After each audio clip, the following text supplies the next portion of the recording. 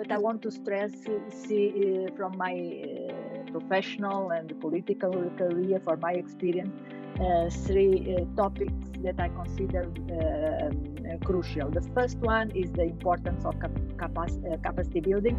The second is the need to improve the skills, mainly the high-skill skills, and the role of women. There is a proverb in Africa that if you educate a man, you educate a person, an individual. But if you educate a woman, you educate a whole nation. And this is very completely true here in Europe, but also in Africa.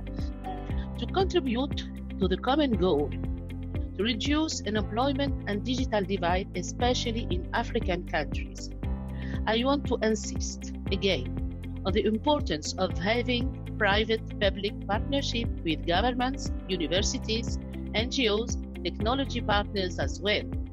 Only together we will be able to meet the tremendous challenge of digital transition. This is why we welcome EU initiatives that aims at strengthening relationships with African countries.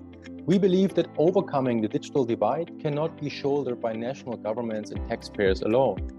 Investments in digital skills need a strong involvement of the private sector as well. By cooperating with European and African tech companies in concrete projects, the aspiration of making sense of a third way between the Chinese and US models for digital transformation that is human-centered and inclusive can be projected into the growth regions of tomorrow. Now, from the perspective of GIZ, we see the ODCs, the Orange Digital Centers, as a very interesting physical infrastructure that already complements many of our other initiatives on digital learning in Africa, such as our online learning platform, Atingi. Any intervention in education at a worthwhile scale, there are three key challenges that we need to overcome as a business, as a community, as a partnership. We need to look at sustainability, we need to look at scalability, and we need to look at value for money. And all three of those are inextricably linked.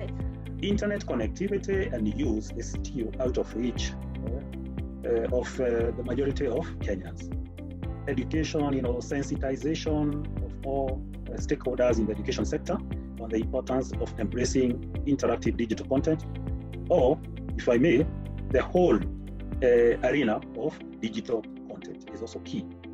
But it needs to be enhanced through more partnerships and collaborations.